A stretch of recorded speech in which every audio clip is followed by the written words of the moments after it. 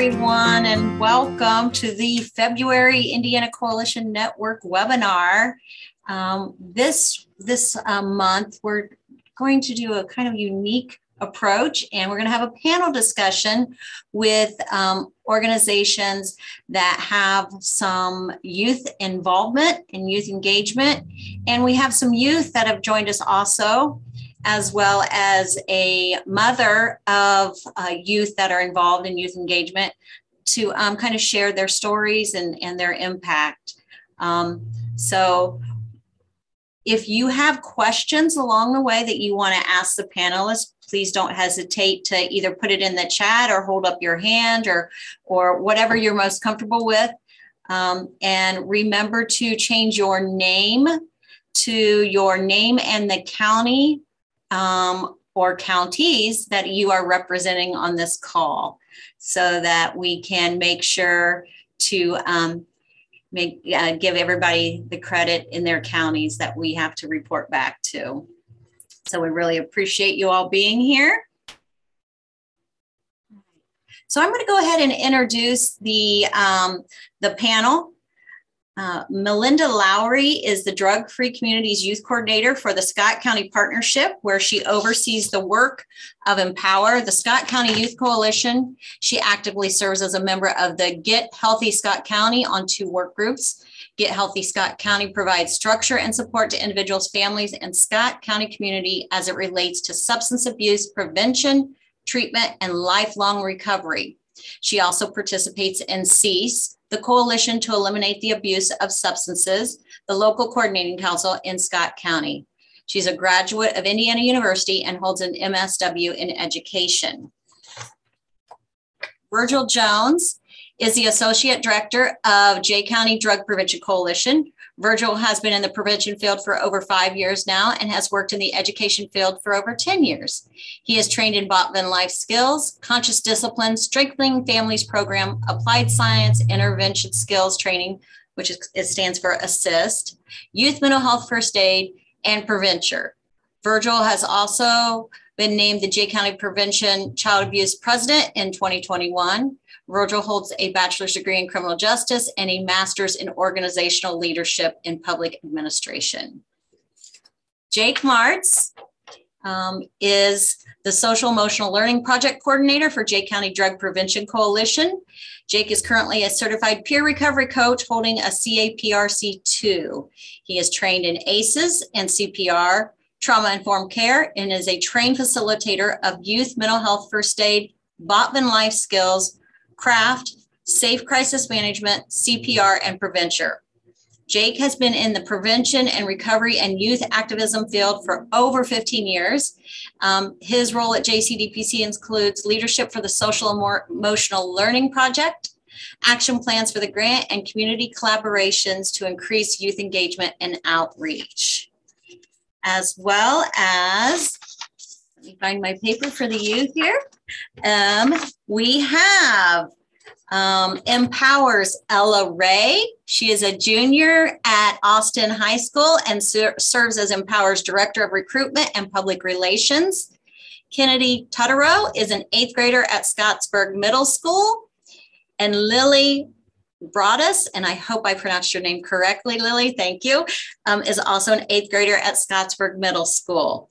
Ella and Kennedy were recently at the 2022 CADCA Forum Conference, where they had an opportunity to advocate on behalf of Indiana coalitions, and they did a fantastic, wonderful job.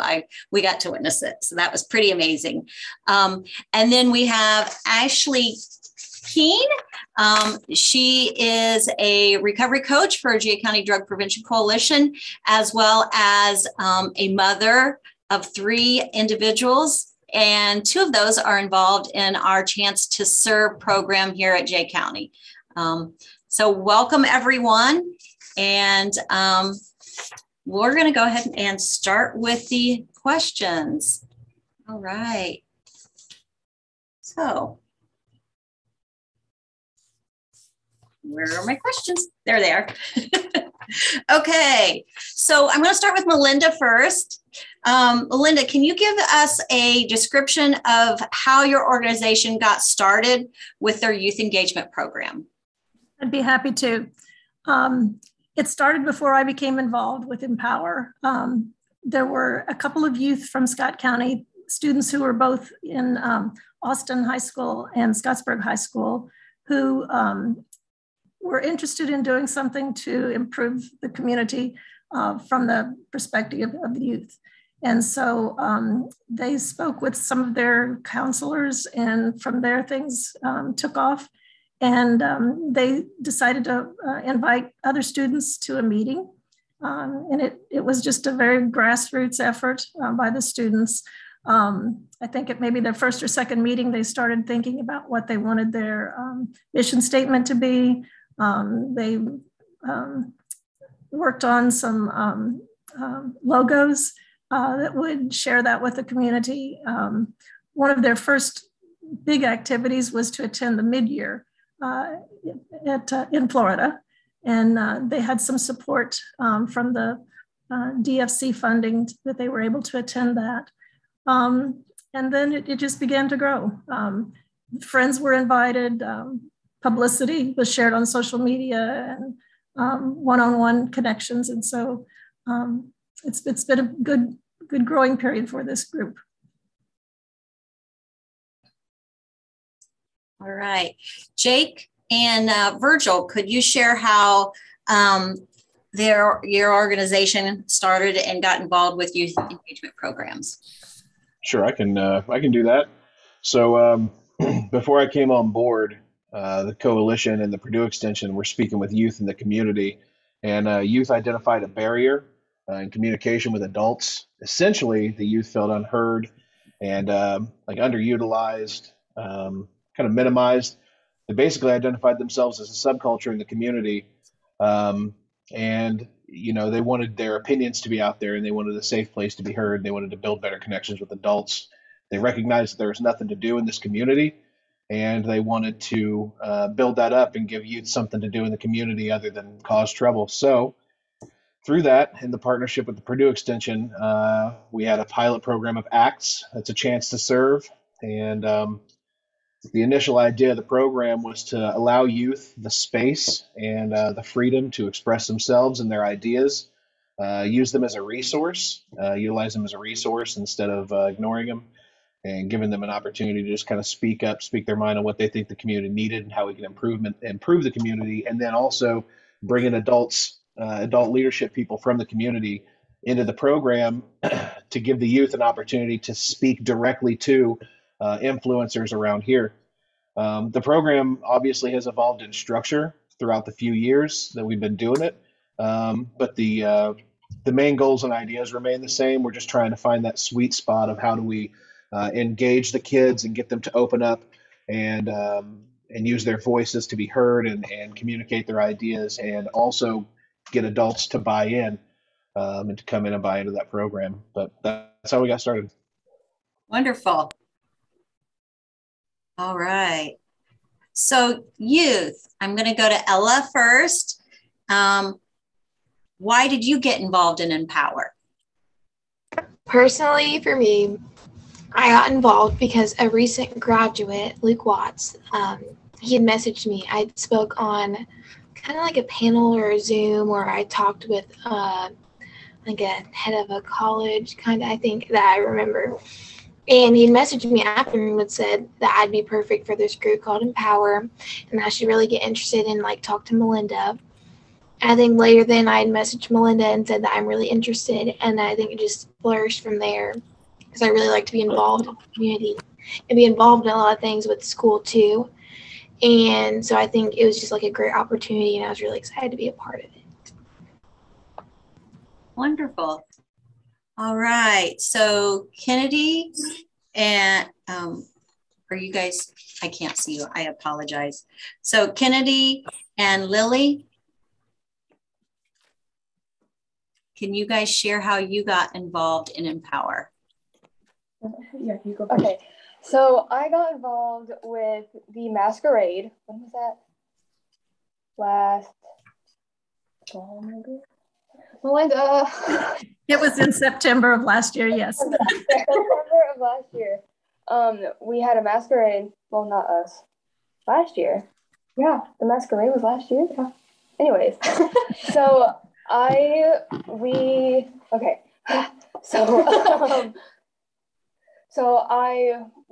us two, we went to the masquerade and it was really fun. And for me, I realized that Empower was a great opportunity to get involved with my community. And in October, I messaged Melinda and was like, hey, I've been thinking recently about the community and all I really want to do with my life is just help people. And Empower is a great way for me to get connected and involved. Great. Lily? And then, I mean, for me, it was really the same. I just love helping and getting involved in things. And I don't know, I really want to help make a difference in my community and in my world. And I knew Empower stuff through Melinda because I've known her for forever.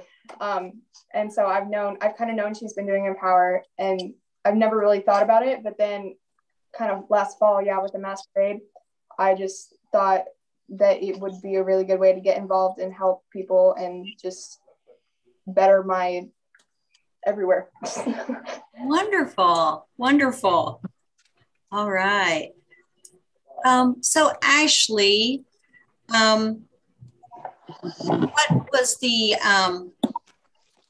involvement for your children? Why did you, or why did they seek to get involved, or why did you encourage them to get involved? Well, my daughter was the first one to get involved, and I really had not encouraged her. She had heard people from the coalition speak, and she was interested, and she first joined. And then my son, because of everything my daughter had said, he got involved. So, and I actually encouraged it with him and everything, but he had already signed up by the time I was even talking about it. So they'd already seen the difference that had been made and improvements that the coalition was making with actually the kids being heard. So that's how that started. Wonderful. All right. Thank you. Oops. Melinda, what is one success and one challenge? And if you overcame that challenge, how did you do that with working with youth engagement? I would have to say that the one success is a lot of successes. I think it has to do with our programming. We allow the youth to decide. First of all, it's all youth run. They decide their programs, they decide their activities, they generate some really neat discussions. And so because the youth are providing the insight and the interest, they come up with some pretty good activities. And so I would say our programming is probably our biggest success. I know Lily and both girls mentioned the masquerade, and that was an outreach for middle school youth. The attendance at most of our Empower meetings is heavier on high school youth just because they have transportation. So we held a couple of after school activities close to both of the middle schools, and the masquerade was one of those. And we invited the youth to come in. They played some games. They learned about Empower. They were able to sign up for Empower. It's been about 2 years now, but one of the youth was looking at a way to recognize students who were involved in activities that were pro-social. And so we approached a company that is called FanMaker, and they do the check-ins at college sports and events where you can earn points for attending games. And so they worked with us, and we came up with a way for the Empower youth to have that app on their phone. And so when they attend a ball game or they go to play or just a lot of different activities within the community, they can earn points that they can then redeem for Empower incentives. And so it may be a t-shirt, or it may be a water bottle, or a bucket hat, or whatever. But we try to put Empower's names on those awards that the kids are getting. So name recognition has also been a positive, but it's just the activities that the youth are generating. Yeah, wonderful. Thank you. That's a great idea. Yeah. So Virgil, what is one success and one challenge that we've had with ACTS? Well, I was trying to determine what success I wanted to talk about. So I'm going to kind of clump two into one. Okay. So this is I believe our third round of ACTS. And I would say our second round, we have an alternative school that's called the Christian Academy, and the principal and superintendent at that school made it mandatory for all the students and the age frames to take the course, the program. This year, we did not make it. They did not make it a voluntold type of atmosphere, but all the youth signed up again to do it again.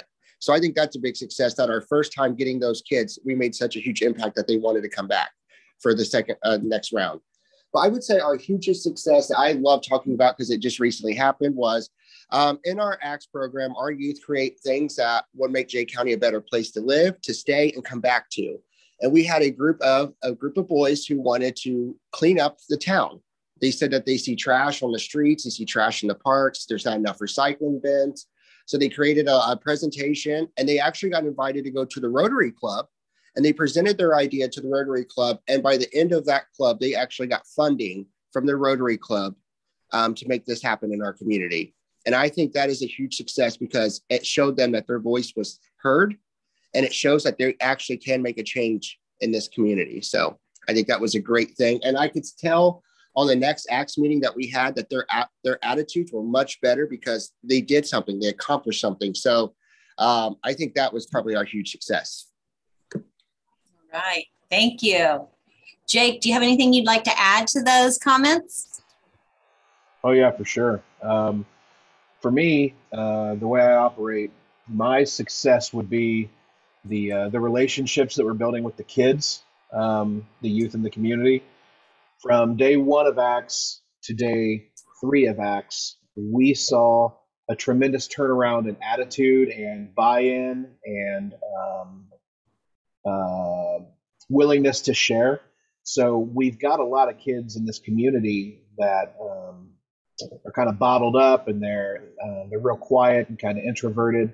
And through us bringing in adults that these youth connect with, or us being those adults to connect with them on that level, and just giving them like familiarization with adults in the community, we've seen these youth open up and start to share ideas. And we've got kids that I've seen not talk in 2 years, and now they're sharing frequently. They're sharing openly. They're sharing opinions. They're kind of enlightening us as to who they are as a person, instead of just being a fly on the wall, which is how it has been. And through those relationships, I think we're doing 2 things. We're helping them become comfortable with communicating with adults, which is incredibly important at their age. And that's for many reasons. For one, it's proven it's 27% less likely to experiment with prescription medications that they are not prescribed if they have at least one adult that they trust.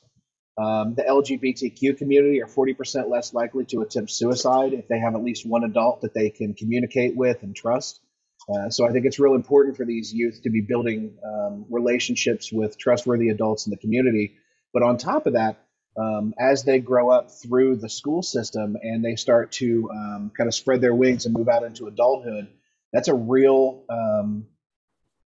intense time for a youth. So not having the knowledge of how to communicate with adults and how to have a trusting relationship with an adult, or know somebody to go to for advice, it can be really intense and kind of overwhelming for youth.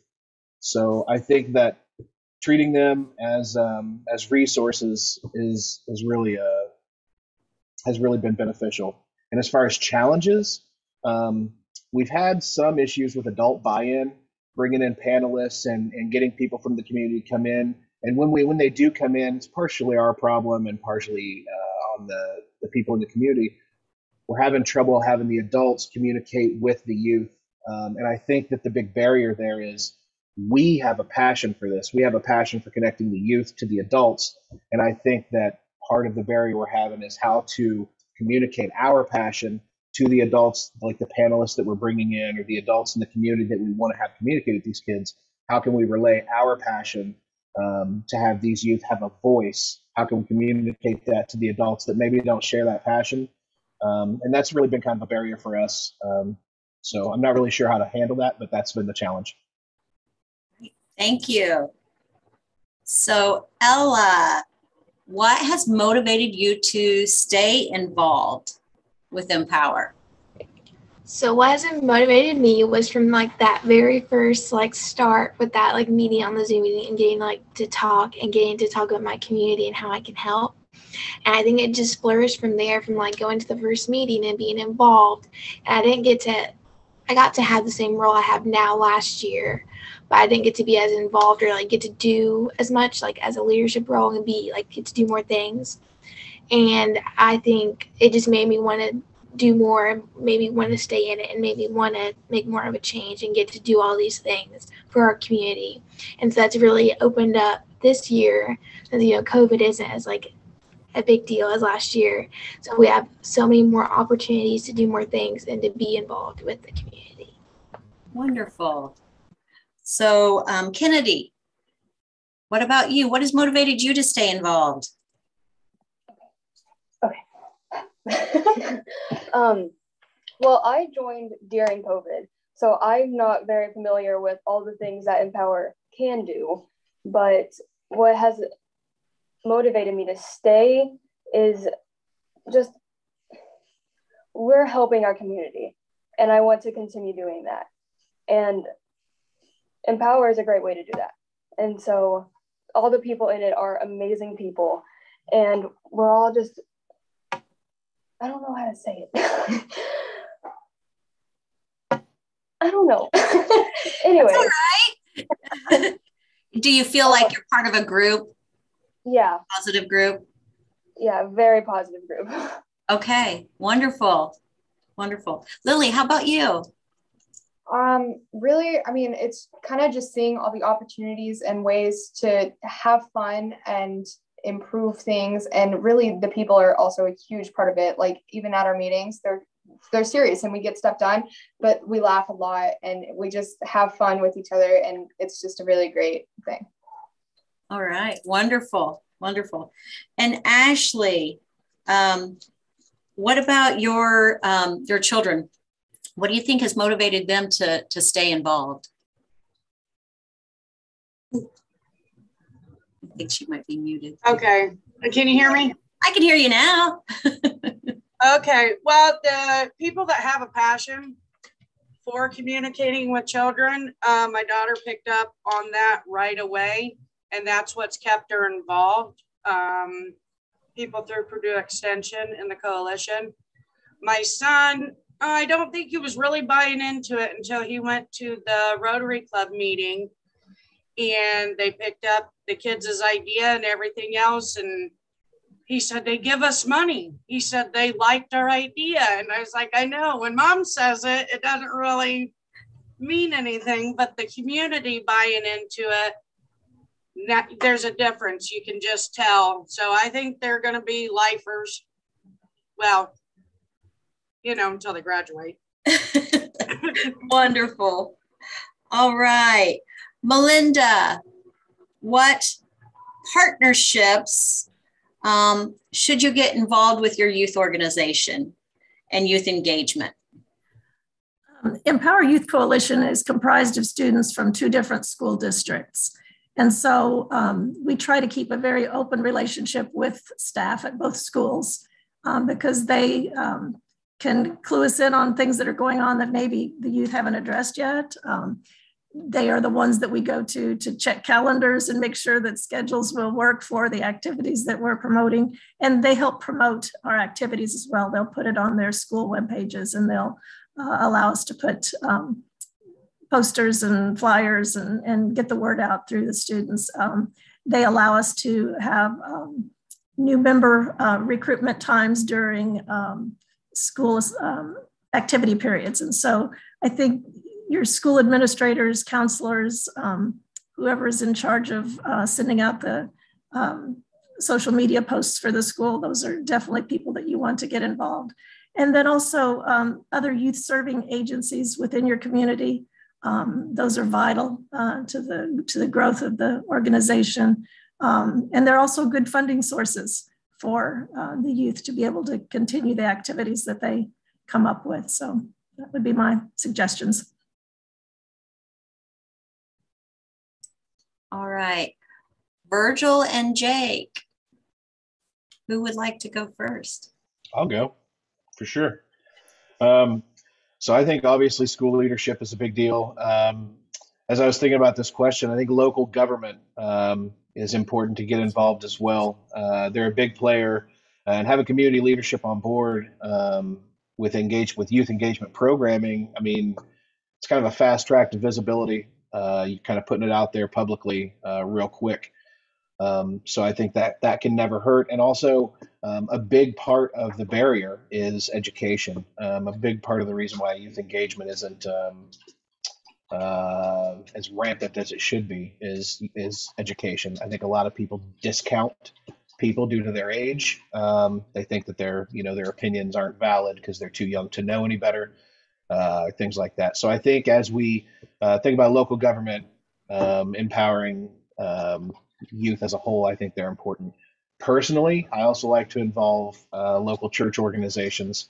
In this area specifically, Indiana specifically, there's a church on every corner, which means that if you can educate the people in the churches, they have a lot of people that they can also educate, and they have a large reach in the community as well. So I think it's important to educate as many people as we can that youth engagement's important and that youth have a voice and needs to be heard.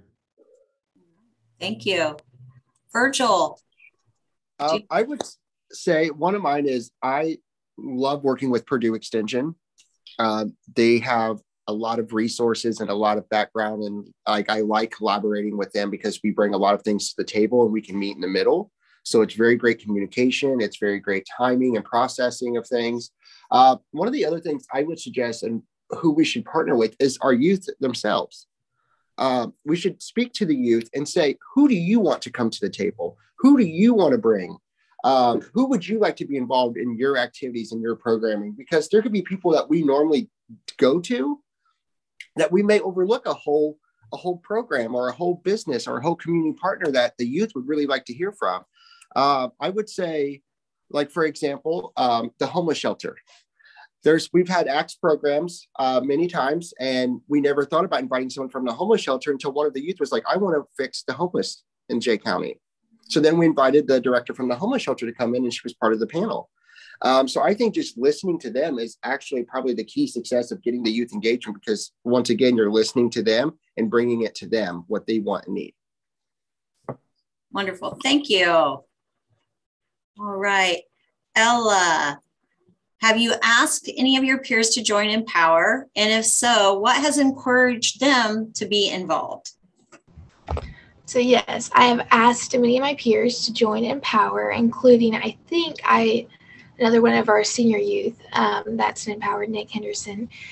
He joined about the same time as me, but I think I was a little bit before, but he was another one that we kind of bonded with for Empower because we both wanted to be involved, and we both knew like that Luke had asked us to reach out to Melinda. And I also have asked 3 or 4 more. I think 2 have come to the meeting so far and have gotten involved. So that was a really good outcome. But for what has encouraged them, I think for Bess and for me are these fun activities that Empower does, like the masquerade and the other things that we give these kids opportunities in the youth to come and meet other youth and talk about what our mission is and what we want to do. So it kind of gets them more involved and think, well, we can do these fun things to even reach out to the community. So it gives them a better initiative on what we do. All right. Thank you. All right, Kennedy and Lily.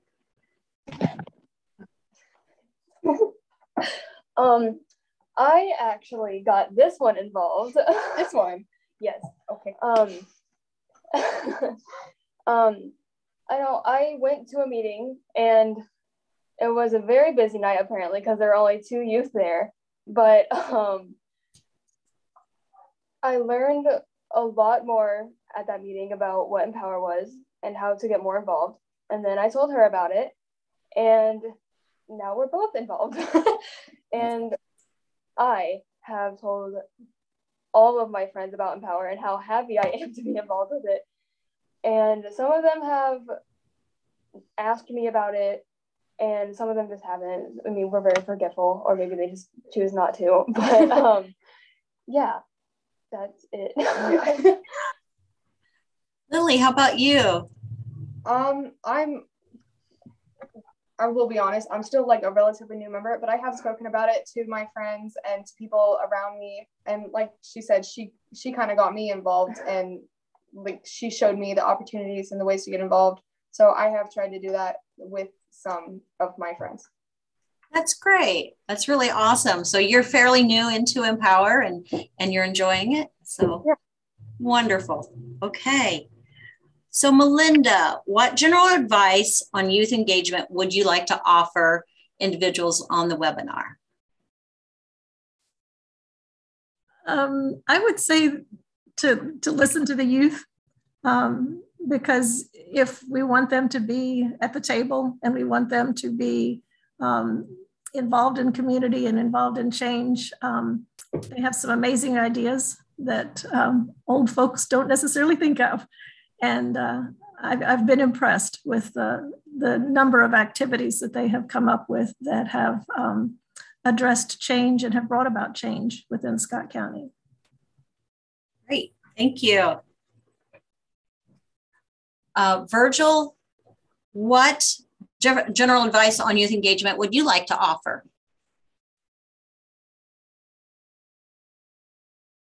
So sorry. I would like to offer to have those normal conversations outside of like your topics and your agendas for the day.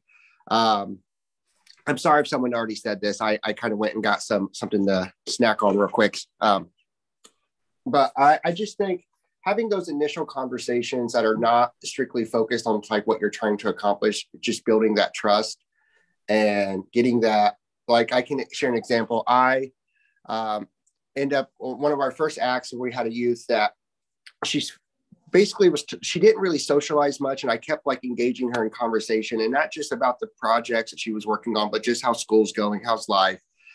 And it turns out she didn't really speak because she felt like she didn't belong. And I asked her why she didn't belong, and she's like, well, I'm bisexual and it's not accepted in my home, and there's a lot of people in my schools that don't understand or don't relate to me. And so then I was able to share that I was part of that community as well, and that she's not alone. And she started participating more. So I would say just have those conversations, because there could be something that you don't see at the surface that's really bothering the youth. So I think just normal conversation is some general advice I would have. Thank you. Jake, what general advice do you have? I would start with reserve your judgments. Youth, they don't dress like us. They don't talk like us. They don't listen to the same type of music we listen to. We probably don't have the same interests. They're going to use slang terms that we don't know. So like you got to reserve your judgment, right? When you sit down and you talk to a youth, they're not going to talk like a 40-year-old person is going to have a conversation with me. So if you just go into the conversation already in a negative headspace, like their pants are sagging, I don't know why their hat's sideways, they're wearing like curse words on their shirt, or look at this kid's hair, it's ridiculous. You know, if you go with like already negative observations in your head, then the conversation's not going to go well. You aren't them, so they don't have to look like you. They don't have to talk like you. They don't have to act like you. And if you can reserve those judgments and just have an open and honest conversation, then I think the conversation will immediately have a better chance of ending positively. The second piece of advice is let them lead the conversation. If they want to talk about something, then talk about it. Don't be afraid to tackle conversations that are difficult. For instance, just an example, the first acts we went to, I sat with a table full of boys that were kind of rowdy, a little bit rambunctious. So I knew, that's clearly my table, right? That's where I'm going to fit in. So I went and sat down with them, and they were telling me how a specific group of people, I'm not going to say the word, they used like a negative slang term to describe an entire group of people. So we talked about it. I'm like, what does that term mean to you? And why are we using it? And they told me, and I was, so, they hear me say the word. I'm like, why are you using this word? Do you even know what that means? And we talked about the meaning of the word. And I was like, so when you're describing them as this thing, and then you describe what that thing is, that doesn't match with what you're telling me, like why you disagree with them. So like, why use that term to describe them? And then we went in to have a conversation about why that term is offensive and how it can relate back to them, or maybe they know people who actually identify as that, and how that's not going to be cool when that comes out. So I don't know, just not having a negative opinion heading into the conversation, just let the conversation happen and be real. Like, just be real and open and honest with them. Talk to kids exactly how you would talk to somebody else that's your age, because that's what they want, and they're going to respect that in turn, right? So they're going to feel like they can open up to you if you don't judge them. I didn't judge them for using the negative slang term. We just talked about it. It's a teaching moment, right? Maybe they didn't know it wasn't a good thing to talk about or a good word to say. Maybe they've never been taught. So being an adult in their life that's able to have that conversation with them and explain to them maybe why that's not a great term to use or how that can be hurtful to people is something they may not have heard before. And through that conversation, I think I've gained the trust of those boys, very much like them, and I think they very much like me in kind. So, thank you. Ella, what general advice would you have for adults on starting and keeping young individuals like you involved in coalition work and community building? So I want to start off with, which I learned from CADCA, was cheerleaders don't create followers. True leaders are going to create leaders. And so I think that's the biggest thing is like, as like adults, you guys are the leaders for us. And so if you let us just like follow you and tell us what to do and what we need to do, it's not really giving us that opportunity for our own like independence. So I think that's what I really like about Melinda at meetings, is that she lets us kind of talk with each other and talk and do our own things to work it out together and plan things. It's not just based on what she has planned for us or that she like wants to have control over. We get to have a say and get to know what to do. So like they mentioned, let the youth have a say and have a voice, because when they do, you could have some different ideas that may not be brought up. Great. All right, Kennedy and Lily, how about you guys? Okay. Some advice that I would have is, okay, so my mom is my idol, and she listens to me. And I know a few people whose parents don't listen to them, and they don't have the best life. And I try so hard to help, and it helps sometimes. So I would say to, along with what Ella said, be a good leader and not tell your kid, I don't want to say kid, tell your youth to don't make them follow you, make them lead themselves, but also guide them. Okay, that's it. That's a great analogy. I like that. All right, Lily, how about you? Really just kind of building upon what Ella and Kennedy have said is, as a youth, we want to be heard and we want to feel like we have a voice. And it's like one thing for someone to listen to us, but it's another to like actually do what we think, like to see our ideas being put into action it just really, really helps us. And just being listened to, and everything that everyone here has said so far is amazing. And yeah. Wow, thank you. Thank you. I see Virgil has his hand up. I don't know. Virgil, did you have something else you wanted to add? Yes, on one of the questions it says people to collaborate with, Hope McMickle. If you guys have not worked with Hope, please reach out to her. She is wonderful. Our youth loved her. She is just down to earth. And I can say, honestly, she's very, very professional, but at the same time, she's real to where like you don't feel like she's teaching. You feel like she's part of the group. So if you guys have not worked with her, I would suggest reaching out to her. Great. Thank you. All right. So Ashley, we're going to have you round out this. So from a mother's perspective, what difference has this made in your children's life to be a part of youth engagement? Okay, from a mother's perspective, for kids that might have ranked high on the ACEs, I don't know if you know what that is, but their hope wasn't very high about their future because of things that I had done in my past with substance use disorder and things like that. The difference that I have seen it make is tremendous. They had lost trust in me for a long time. The fact that they are now they've trusted me for a while now, but the fact that they can trust other adults in the community and they have these true connections, like with Jake, my son has opened up to him, and my son's father's in prison. So for him to open up to another male, and there's a special bond there between them, it's a light of hope. I don't know how else to explain it other than they feel that people believe in them and there's hope for their future. And yeah, that's Thank you. Thank you for sharing that with us. I want to be respectful of everybody's time because we're kind of coming up on the end of the 12:45 time. Does anybody have any questions that they wanted to ask? Or we can put everybody's contact information in there in the chat. But if you have any questions that you would like to ask real quick, we can do that.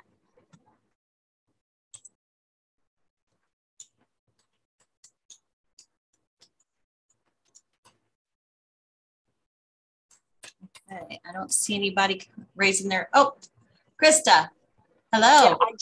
Yeah, I just, and Jake put his in there again. So is that how I can get Hope's contact info? I asked for Hope McNichol's contact info. Yes. Can someone put that in chat maybe? Yes. Thank you. We can do that. Okay. Not sure. Jody. Hi, everyone. I'm Jody Miller, and I'm part of the Indiana Coalition Network team.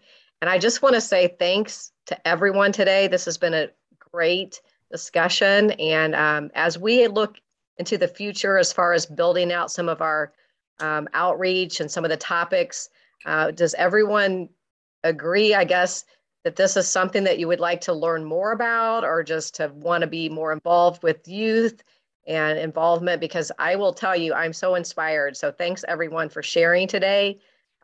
This is great information. And just like I said, we're, just kind of gauging what the future might look like. So we might be sending some surveys out to see what you want to learn more about or get more involved with. So just wanted to say thanks everyone for inspiring me today.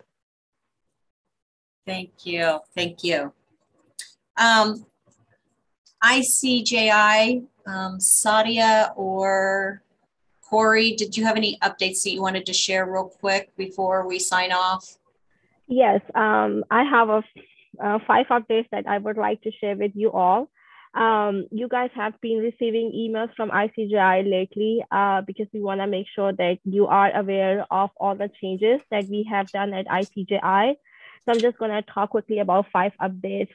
The first is related to updated CCP template. We did not make a drastic changes in the template except the fund document. We made fund document look simple and visually more appealing. We did reword some content of fund document, but that will not change the information that you guys have been providing for decades. So please make sure that you will use new CCP template to submit your plan this year. The template can be found on our website, or you can obtain from the email that we sent out on February 3rd. The CCP deadline is on April 1st. However, we will open early submission window on March 21st. So if you are a county who is ready to do early submission, you can submit your plan on or after March 21st. The second thing I want to talk about is CCP certification. This certification will require all coordinators to sign and the president of the board to sign this certification. You will be required to submit this certification in IntelliGrants at the time that when you will submit your CCP. Please make sure that you will submit CCP and the certification at the same time, because ICJI will not review CCP if the CCP certificate will not be in the system.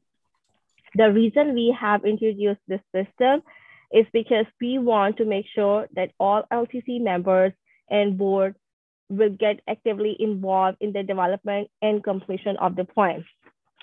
The third thing I want to talk about CCP Updated Checklist that we have sent out via email on February 3rd. You can also find it on our website.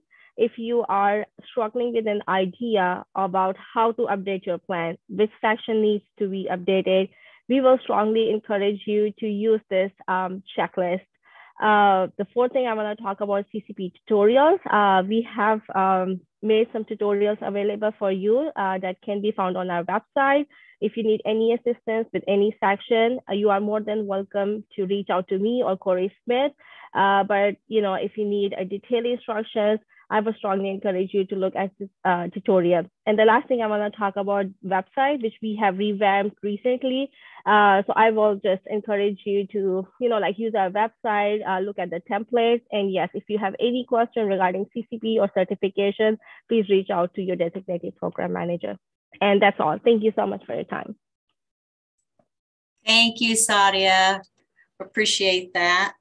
All right. If anybody would like to stay on and go over some of the updates or some of the ICN website and talk with us, we will hang on till about 1. And then also next month, the webinar will be on harm reduction. And also, if you are not onboarded yet, please reach out to us so that we can get you onboarded to the Indiana Coalition Network website, and you can have access to all the information and the recordings of past seminars and webinars. Look for a email regarding survey about what other topics you want to talk about this next year.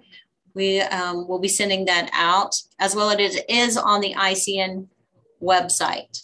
So at this time, we conclude the webinar, but please hang on if you want to learn more from the Indiana Coalition Network team, information about the webinars that we will be doing, or share ideas and thoughts with us.